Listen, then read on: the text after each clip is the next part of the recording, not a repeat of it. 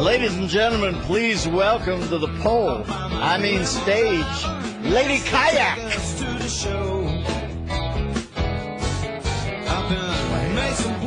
Strip, because that was the Diplo of Anchorage introducing the stripper to the stage. The Diplo of Anchorage. The Diplo of Anchorage. Well, there's a... If you want to put something on my headstone, that as good as anything. The Diplo of Anchorage. Billy O'Reilly and I in Honolulu. Take him, Dano. Make it a headshot. We don't want him squeezing one off.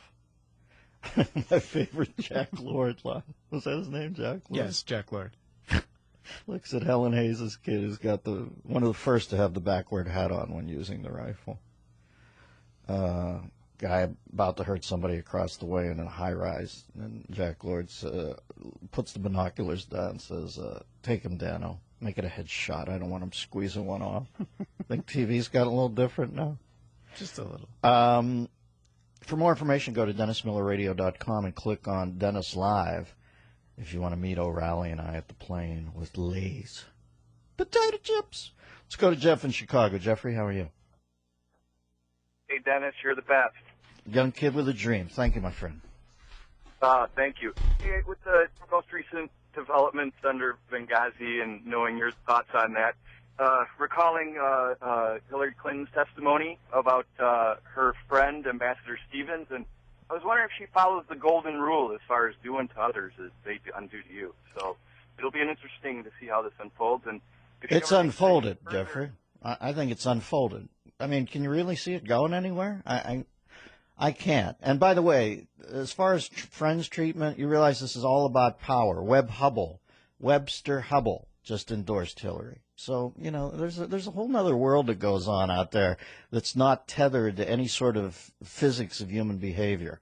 It's a power thing where you're either on their side or against them. I don't know if she was that guy's friend.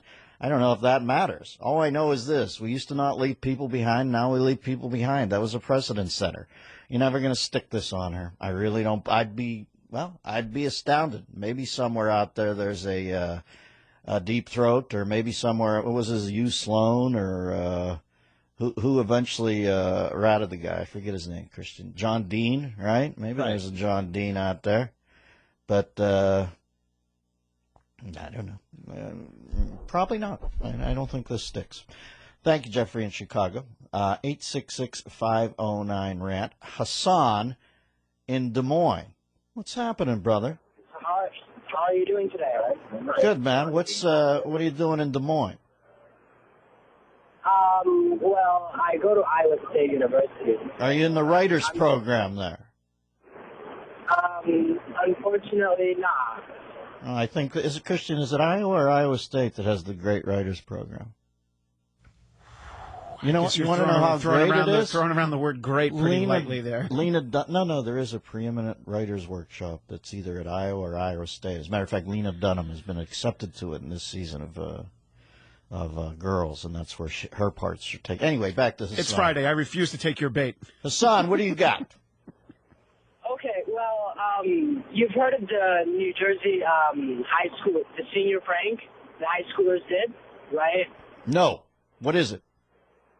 Okay, so apparently these New Jersey high schoolers, for a senior prank, what they did was they trashed the whole entire school. They the hallways. They put silly string all over. They put they just like basically trashed the entire high school. And the authorities got tipped off by the burglary alarm, and around 2:30 in the morning. And the cops show up there, and all they see is just seniors everywhere. And they just start arresting all of them. All right, so you're not in the writers program. Don't beat me over the head with it. I just asked. Good story, son. I'll read up on it. I wouldn't have, but you've whetted my appetite with that delightful narrative. What was the call about? I don't know. I mean, I guess he had a comment on it, but then he did such a good job explaining it. It did. A Bataan death march of reportage that was. I thought, you ever seen pee dripping off a locker? Oh, I have. My own. Because you were scared when the bullies hung you in there. Little did they know that one day you would marry a Malaysian girl who would pen an authentic Mad Men script. You win. No, it was the mean girls would lock me in the locker. The bullies didn't even have time for me. Pee me in the locker. 866-509-7268. Let's go to Randy in Kansas. Randy, what's your deal? Hey, I'm just driving down the road in my semi, having a great time in the sunny weather. Beautiful, my friend.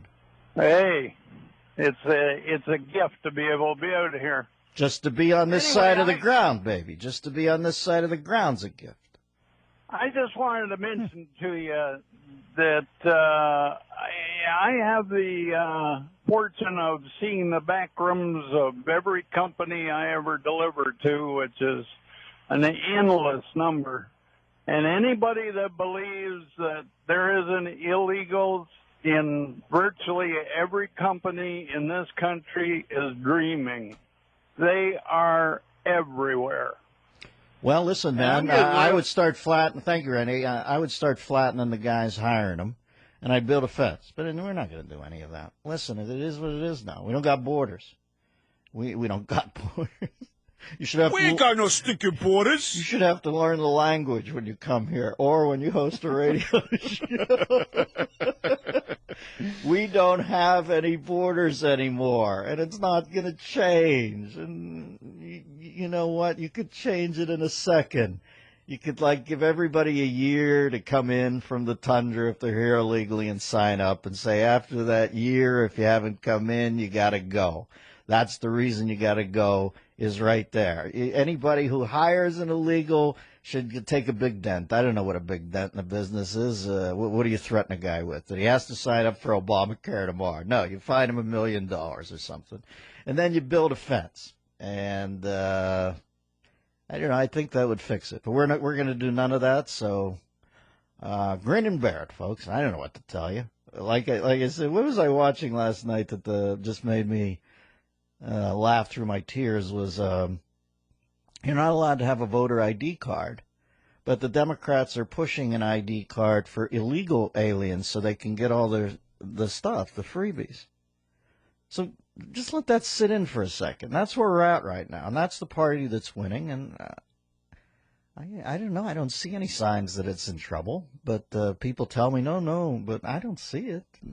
They had a 6.3% unemployment rate today that they're going to beat the drum on and say, God, it plummeted by 0.5 point. And if you say, well, 800,000 more people quit, they'll say, what are you, a racist? What are you, Sterling? They know how to walk you back from the stuff.